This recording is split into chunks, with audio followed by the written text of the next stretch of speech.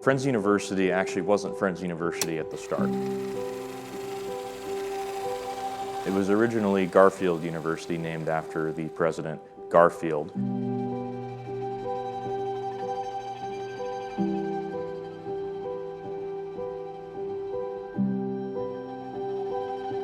They finished construction on the Davis building, which was the center of campus, in 1886.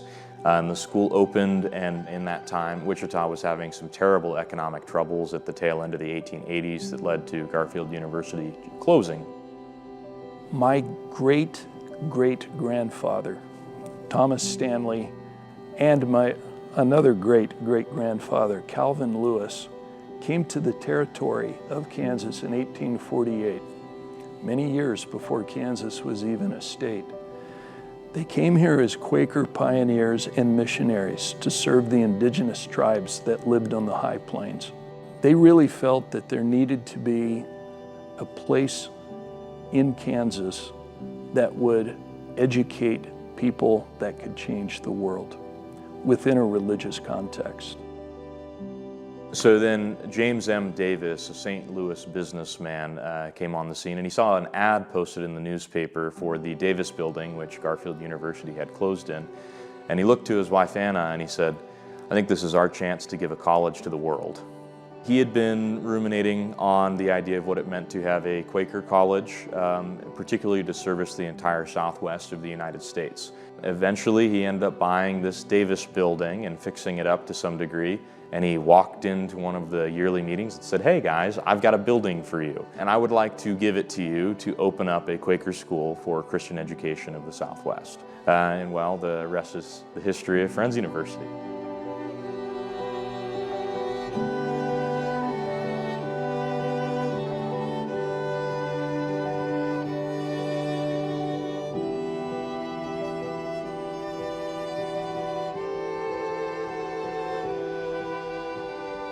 Edmund Stanley was the first president, and he was there from 1898 to 1918. He knew where the niche was for Christian higher education, being a good Quaker, and he fit us into that.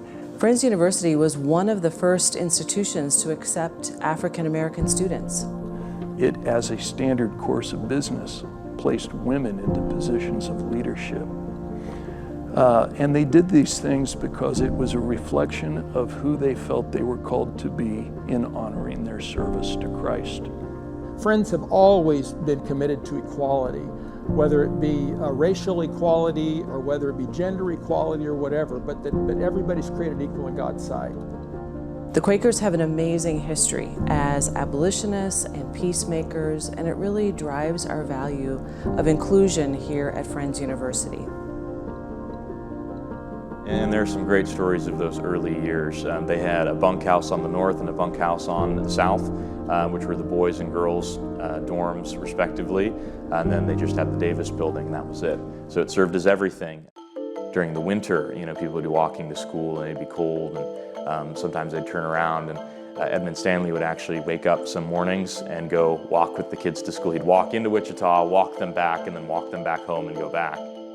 They grew from an initial graduating class of around 50 students to, I believe, 150 to 200 in his time.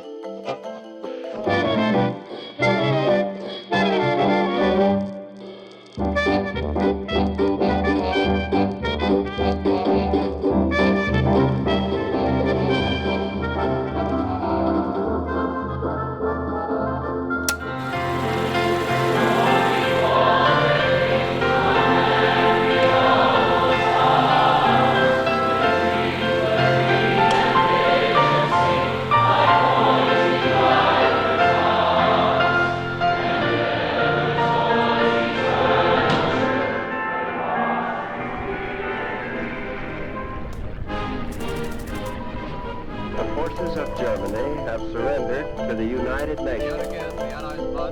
The flags of freedom fly all over Europe. When Dr. Watson was president, he and Mrs. Greenfield and another professor came to our church to share about the school. They came to our home for dinner.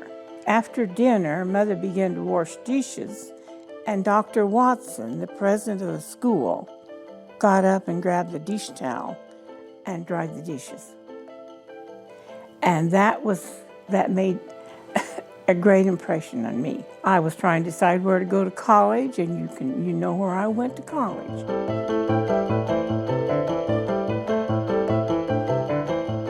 I came here in 1960, following my doctorate out at University of Southern California, and have been here ever since. Actually, I did retire once or twice. Ladies and gentlemen, the Singing Quakers of Friends University. I've conducted the Singing Quakers and chaired the music department.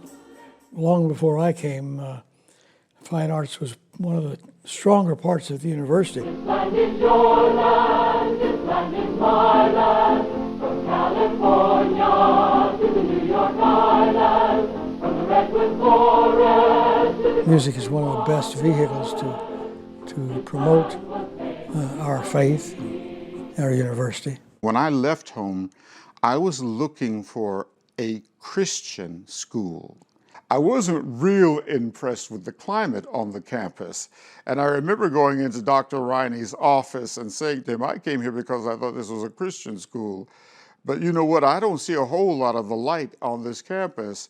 And so, you know, I'm not even sure I'm going to stay here. To which he replied, well, if you don't see the light, make it. He didn't hesitate. You know, get out there and do something about it. I came definitely as a teenager.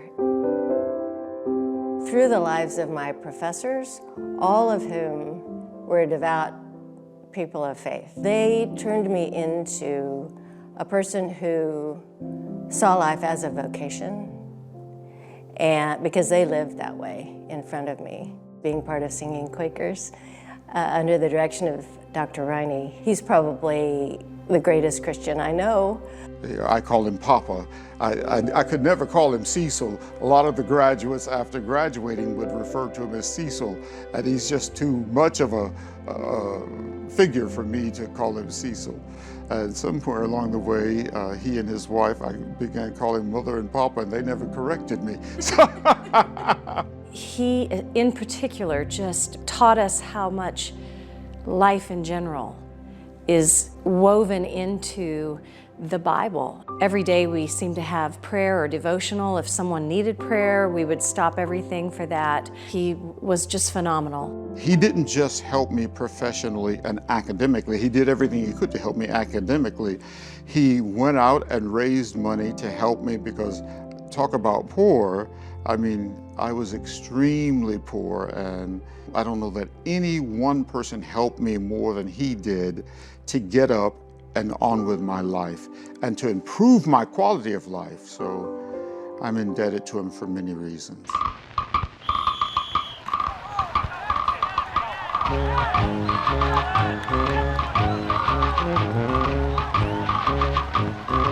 I came here not knowing anything about Friends University. The president was a Presbyterian minister, and so we really kind of got the evangelical feel. But having chapel, having the relationships that I had, I found out right away that working here was really the thing that I wanted to do. During my senior year in college, I worked in Margie Breidup's office, and we were raising funds for the Fine Arts Building. We had a little yellow building down where Casado Student Center is now. And it had been condemned as a girls' dormitory, so they painted it and hung a sign on it and said music hall. So that's where we were the first 3 years I was here. It was pretty cold in the wintertime. The head of the piano department came in my office one time and she said, you know, it's hard for me to teach piano with my gloves on. So in 1963, we began a little campaign for this building. Roy Rake became president, and he got money to build the library, then he got money to build the science building, and the Riney Fine Arts Center. But one of the issues was raised was, where do we get the money to make the annual payments back to Uncle Sam? And he struggled, and Dr. Cope, who followed him, struggled with those, and we walked in the doors, and those were our challenges as well.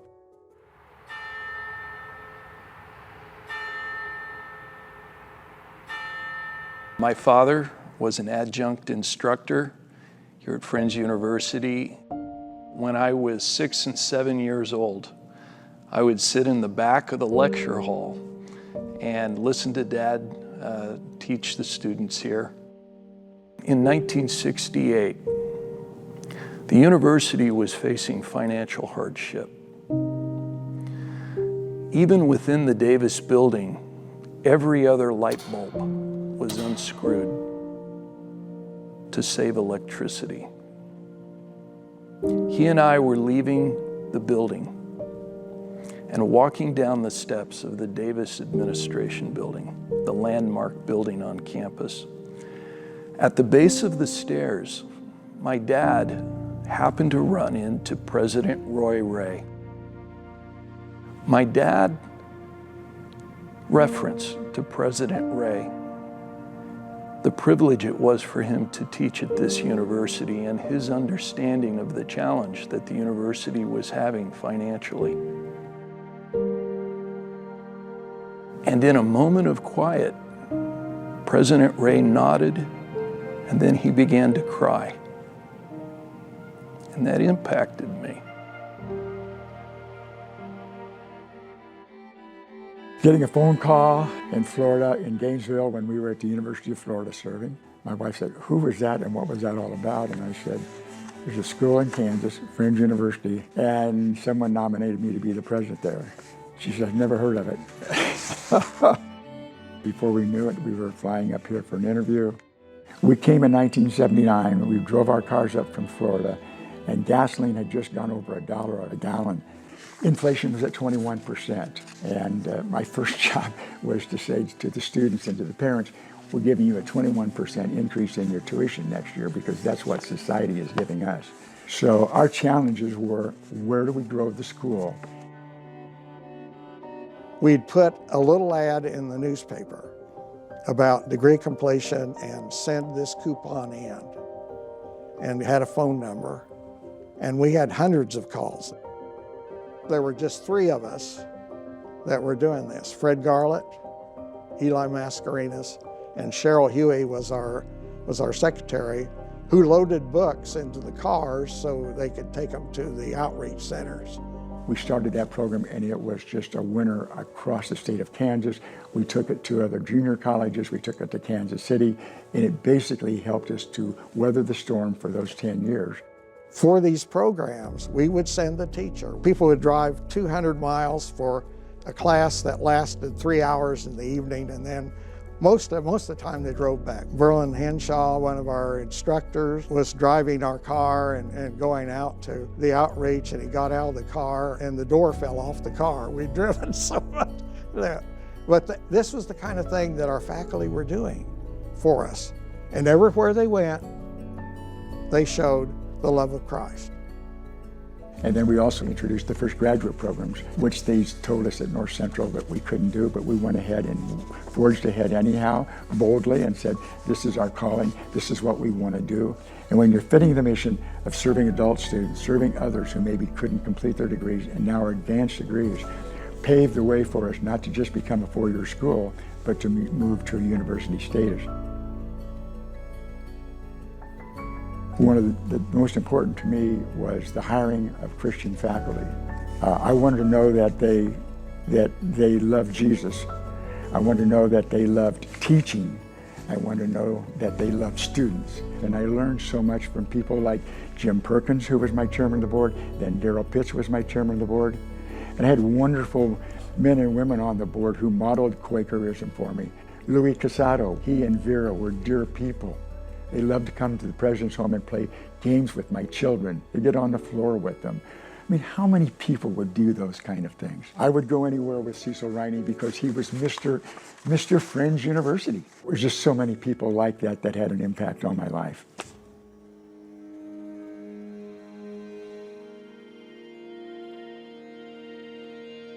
It was not easy to leave here. We walked over here one night. We walked around every building. We prayed in each building that we had.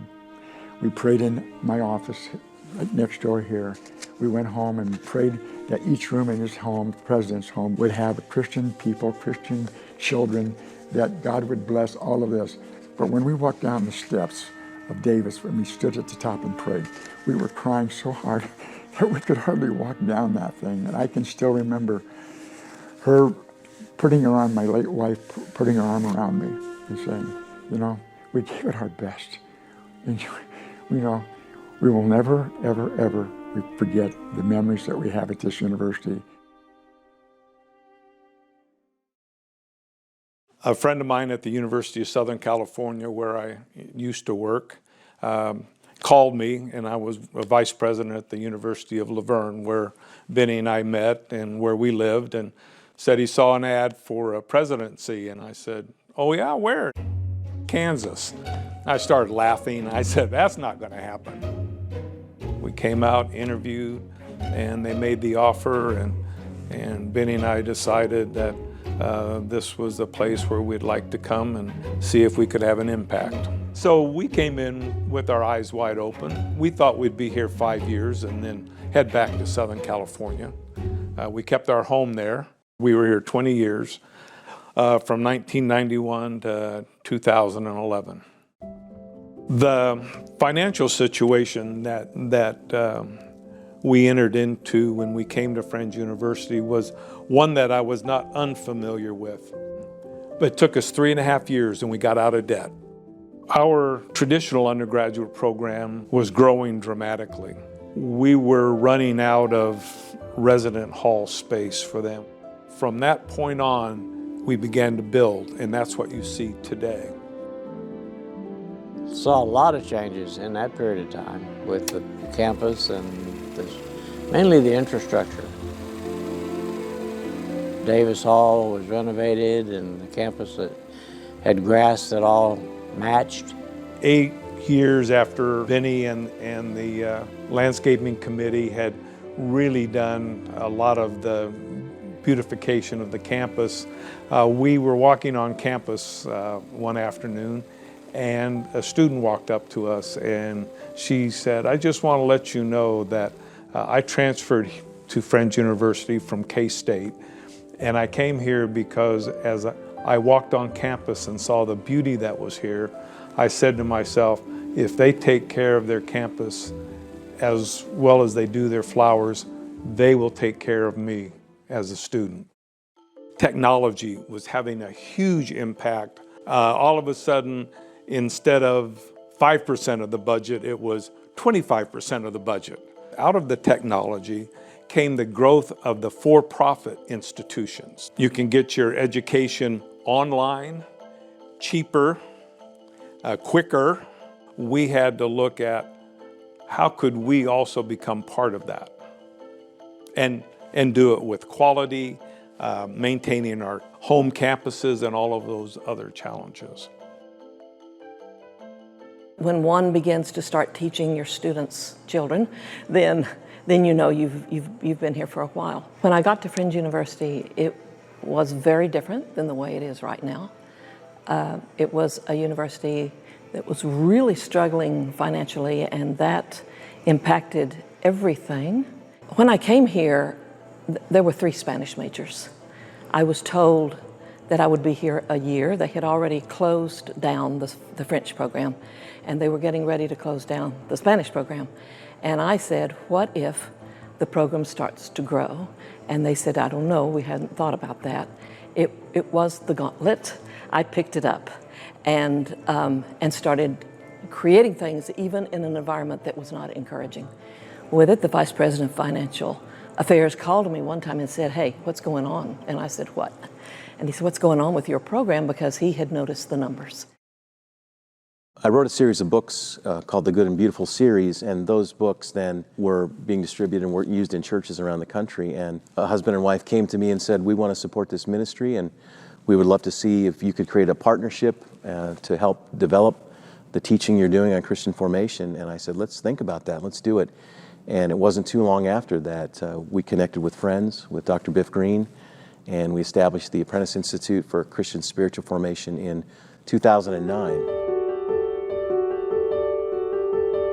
Once that was in place, then we began saying, okay, what do we want to do? And the first thing that I wanted to do was to build an undergraduate experience like I had had as a student, where I was learning how to live this with God life and study the Christian classics. And that began changing the culture of the campus, I think, in some ways. And then we had the First Apprentice Gathering in 2010, and Dallas Willard was here for that event. And just to look in this auditorium and see this place full with people who are going, I'm all about this idea of living as a disciple of Jesus. I thought God is doing some unique stuff here and has continued to do for the last 12 years.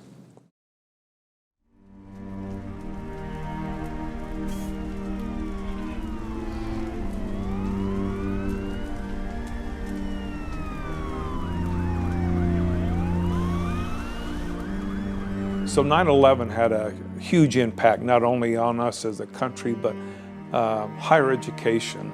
We had international students here who are all of a sudden impacted by all the changes that the government was putting into place.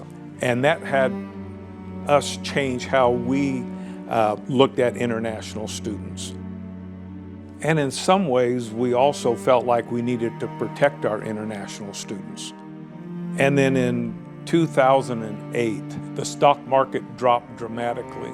We didn't see it coming. Our endowment at that time dropped with the stock market. We lost about 40% just almost overnight. The uncertainty of jobs for people made questioning whether families could afford higher education.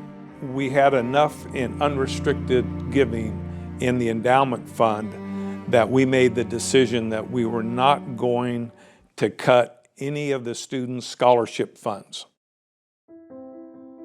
One day, it was probably 1997, that Paul Winchester, our director of physical plant, came in and he said, "Dr. Green, the ceiling under the stairwell on the first floor where the steps come up to the main building has collapsed." So I thought, this might be a good time to really see what the Davis building was all about. So I asked Paul to take me up to the 5th floor, and we started there and went all the way down to the 1st floor.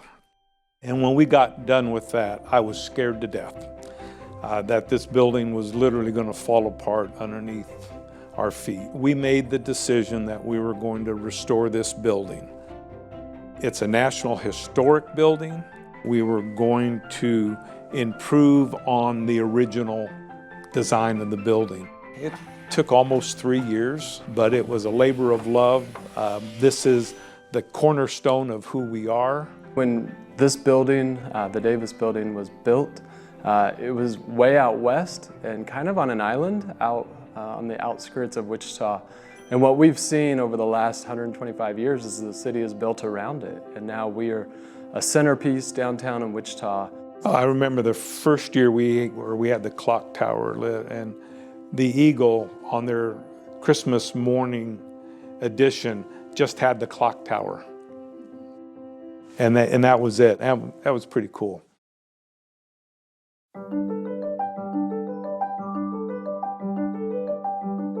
It's been an honor to serve as president for the past 20 years. An even greater honor to shake the hands of our graduates as they cross the stage.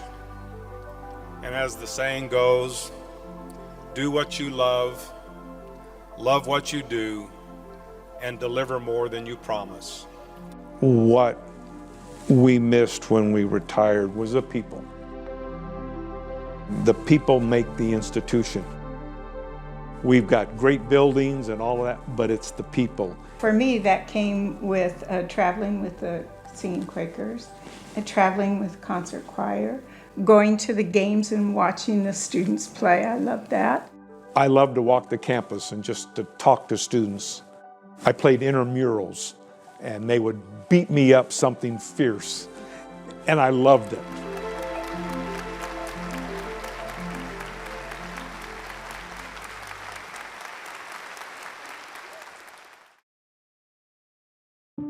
After 20 years of rebuilding and strengthening Friends University under Dr. Biff Green's leadership, we inaugurated the 13th president of Friends, and a few years in, It became clear that the administration and the board had different visions concerning the future of the university, and we entered into, I think, a difficult but necessary time of transition. Having heard about the mission of Friends University from my family for decades, I had an understanding of its early Quaker roots, the impact that it had within higher education, the quality of life in Kansas and through the Midwest. And while the school had always had a Christian heartbeat, we also as trustees felt that it wasn't being presented as something in which we were proud, and that was an authentic expression of who we were as a community. We had a pivot about 7 years ago that came out of a crisis of leadership. The board had to look each other in the eye and make a decision. We had to choose between being a liberal arts college with a Quaker heritage, or are we going to be a Christian university with a Quaker heritage that has a liberal arts education to offer people? One of the things that I was able to help shape during my years as chair of the board was to request of my fellow trustees that we put together and craft an updated and reaffirmed mission statement. We were incredibly intentional in bringing back, we are a Christian university, and we have a Quaker heritage. I love our mission statement today of being a Christian university with a Quaker heritage that equips students to honor God first, serve others, and then doing that by integrating our intellectual, our spiritual, and our professional lives. And that made all the difference in the world. Not only did it unite the board around a centralized vision, but it told us just exactly what kind of a president that we needed to look for. I'm the 14th president of Friends University, and I'm starting my 9th year.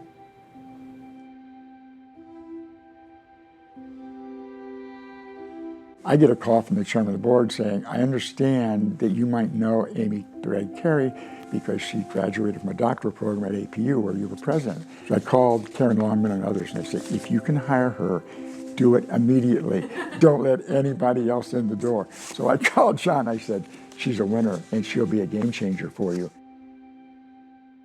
My husband Brian and I felt like we were really called by God to be at Friends University, and it's that call that has really helped us during those challenging times to know that God has placed us here for this season. Probably the greatest highlight for me as a trustee was a moment that I didn't even recognize until I saw a photograph of it later.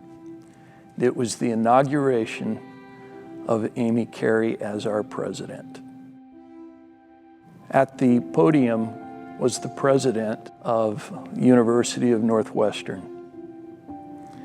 And Dr. Carey was surrounded by President Richard Felix, President Biff Green, and I was present in my role as chair of the Board of Trustees to represent not only the 20 trustees that served on the board, but every trustee that has ever served at this university. And we were privileged to be able to pray for Dr. Carey in her leadership of the university. All of us knew that she would face challenge. All of us knew that God would be faithful to meet that challenge. But it wasn't really until I saw a photograph of that moment, weeks later, that it really resonated in my spirit. That's what we're about. The moment that I knew something was changing was when I was invited to a one-on-one meeting with Dr. Carey. She came back for one day to meet with various individuals, and I was one of the people on that list. So I sat down with her, didn't know her at all, and in that meeting, very early on, she said, if I'm to succeed at this job, I'm going to need someone who will speak truth into my life, into this job, how I'm doing. And I don't know you well, Jim, she said, but I know of you. I know people who know you. And I've been praying about it, and I think you would be that. Would you be interested in doing that? And I I would have fallen out of my chair, except this is my new boss and I shouldn't probably fall out of my chair. But I was that stunned. It spoke of her faith. It spoke of her trust that God would lead through others, that she saw this as shared leadership, not just I'm coming in with all the answers, but I need others who will collaborate with me. And I knew right then, not in a prophetic way, like I saw the future, but I knew with this kind of a leader, things are going to change for the good. You know, once the board decided it was time to refocus on the Christian mission and brought Dr. Carey in, we've seen a lot of changes, not all easy. When I came to Friends University, we had some serious challenges, and I knew that we had to address those right away. We were all forced as an institution to kind of step back and take a look at where we were at in that moment, decide where we wanted to be in the future, and then come up with a plan on how we were going to make that happen. So we put together the revitalization and growth plan, and this plan was to address our financial challenges, and at the same time we put in place some market demand programs that would be of interest to people in the community. We came up with a number of programs that we thought we could do well. We started with cybersecurity and added conservation science and music theater, mechanical engineering, and then a couple of master's programs as well. The master's in Christian spiritual formation and leadership, and then a master's in strategic leadership. And now we have a new doctoral program, our first doctoral program in spiritual formation and soul care. And all of these programs have helped us grow our student population and grow the university. Over the next few years, we put in place all of these different strategies, and by year 3, we had balanced the budget and we were in the black. In Wichita, I believe in the last 25, maybe 30 years, our impression has grown in very good ways. Before that, we were viewed as a tiny provincial Christian school, but not as impactful. And I give credit to Dr. Green and Dr. Carey for raising the community's awareness as to we're devoutly Christian, but we do vocational input in a way that is so personal to our students, and we don't let anyone leave who doesn't have that. Shortly after Dr. Carey came to Wichita, she asked for a meeting with me, and of course that was very humbling in and of itself. And one of the first questions she asked was, how do we get more African American students on the campus here at Friends University? So there are many students who come to us who come from Latino families who say, I want to know who I am. I know I'm Latino, but I don't have that language. I want that language, and I want to know who I am. So I had this idea. The name of the program was Latino Leaders, and it was focused on this community and the need to educate in a special kind of way this community that very quickly was going to be the minority majority. We got a new president who said, I like this, let's do it. Now, guess what? We are now, in the state of Kansas, one of 2 universities that's being recognized as emerging Hispanic serving institutions. We've been growing in the number of student athletes here at Friends University, so we embarked on the Rise Up campaign to renovate and expand the Garvey Athletic Center so that we could continue to increase the number of student athletes here at Friends. Back when she was in school, she was helping to raise funds for the construction of our current building there at Ronnie Fine Arts Building. And so that was back about 60 years ago.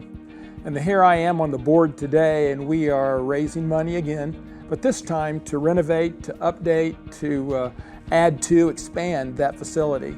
Thank you so much for your support. I just want to take this opportunity to thank all of the great people who have contributed so much to make this project a reality. Thank you. Thank you so much for your gift. Happy New Year. I'm pleased to share some excellent news that we have exceeded our Phase 2 goal of $7 million for the Riney Fine Arts Center campaign. We have met the Maybe Foundation Challenge. Through Phase 1 and Phase 2 and the addition of the Business and Technology Building upgrade, that's a total of more than $11 million in just the last few years. The Riney Fine Arts Center has served our students well for decades, and it's a wonderful facility, but it's tired and it's ready for a renovation. And so we have raised $7.2 million to renovate, but not just renovate, expand the facility, and that includes a new chapel that will also serve as a recital hall. And we're really excited about the expansion and renovation. Again, go back to mission, right? And we're trying to produce students that honor God and serve people. And so the chapel will provide a space for helping to fulfill a portion of that mission. I was involved in singing Quakers back then, and my wife and I both have a love for music. And so to see this investment in the Fine Arts Building. So I think that's going to be a highlight for me in these next years, be able to see that unfold.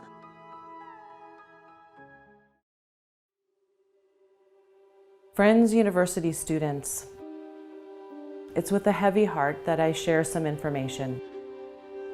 We have made the decision to complete the semester in a fully online, remote format. You know, it's interesting, in the last 8 years, I don't think there's been one year that's quite like the other. We're sad for all of our students who are missing special events and activities, but especially our seniors who are not able to celebrate wonderful milestones of achievements. But these are unique times, and our goal is to keep you and our community as safe and healthy as possible. In 2020, we were hit with COVID, just like people all over the world. Coming into my position after the pandemic, it was a very dire situation. We had lost a lot of tradition, we had lost a lot of culture. I mean, something as big as a worldwide pandemic obviously is going to have some very drastic ramifications for a college campus, particularly even in Kansas, you know, just where we think we're away from everything. This was right after we had just achieved a thriving financial position and had a really strong fall semester.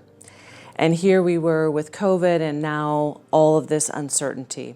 Nobody knows how this turns out, but you know that you have to move. I think we determined very early on, we wanted to stay open and stay together. We recognized that there is such value in community that we would pay a great deal of price in manpower and effort to keep the university open and to stay together.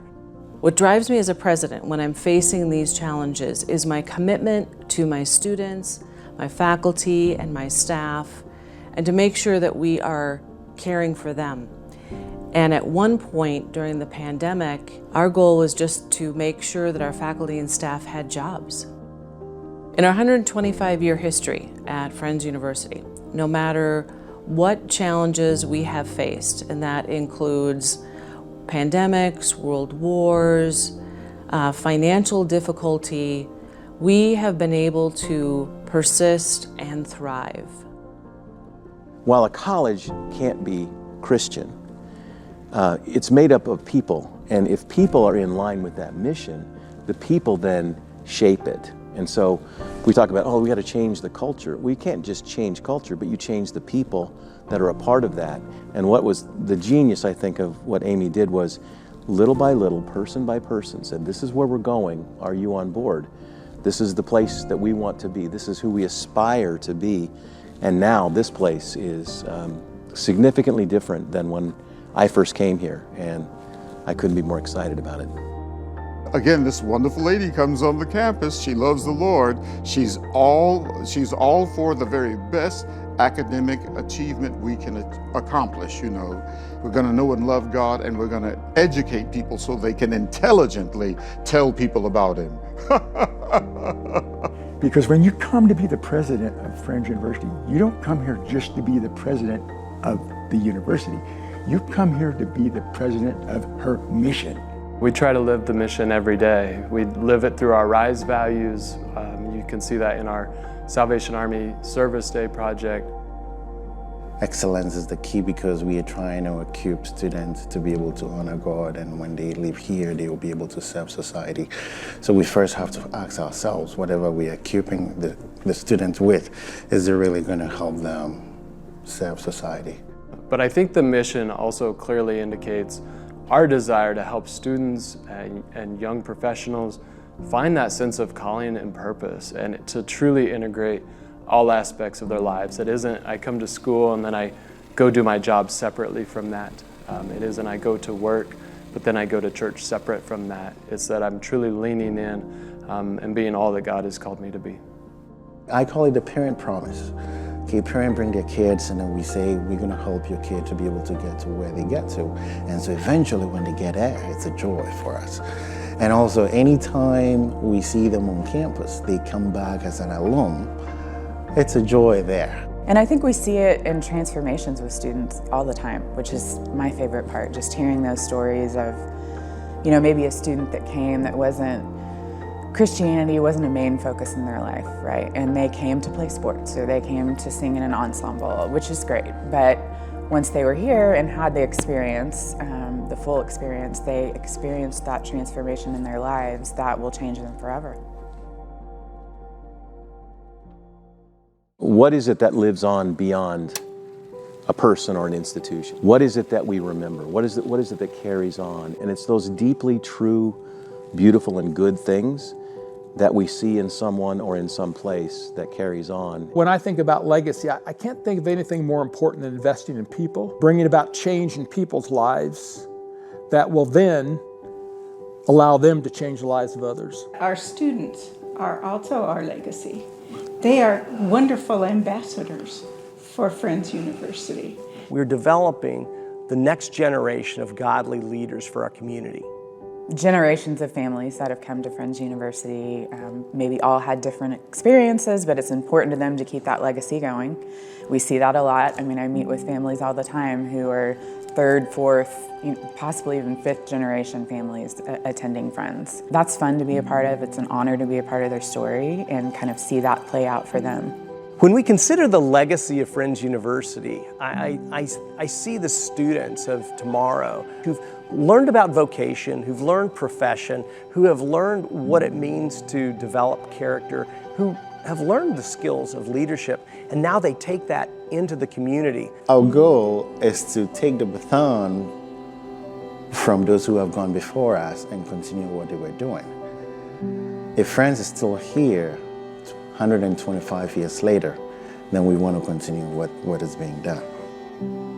Our legacy here, I hope, is one of Christian liberal arts and high standards, both academically and musically. The faculty have been a strong part of that. Most all faculty really care about being here. This has been a part of their desires to help students and leave an imprint on their lives. It is beyond one person, one department or division. I think the impact of Friends University is evidenced in the decades and decades of graduates that put Christ at the center of all they do, leading in their community and in their profession. Our responsibility is to honor our heritage, be faithful in the continuance of that heritage, and then also be intentional in choosing those people who we know that we will call upon to steward that heritage into the future. I think that most people would be able to look at Friends University and say that they are still a Christian university. They are still a solid academic foundation, and students can go there and trust that the mission and the values of the university are very similar or almost exactly the same as they were in 1898. I think legacy is oftentimes defined by consistency and excellence. And Friends for 125 years has been very consistent. For 125 years later to say we're still firmly planted in that, I think would mean a lot to the founders as well as to this community. A group of those people gathered together in a Christian college, overcoming time and time again gives you a sense of purpose when you walk in the doors. We've been here 125 years. They've weathered the storms, but they still haven't given up the mission.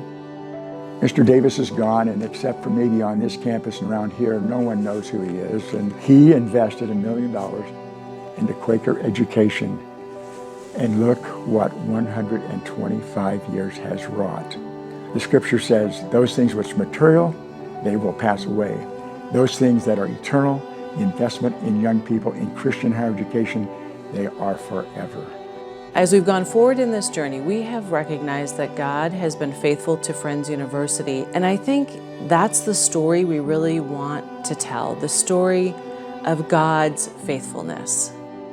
Friends, just by virtue of doing good for so long, has created an incredible legacy in terms of people, graduates, alumni, people whose lives were changed and transformed while they were here, and that continues to sort of echo on, I think, throughout eternity.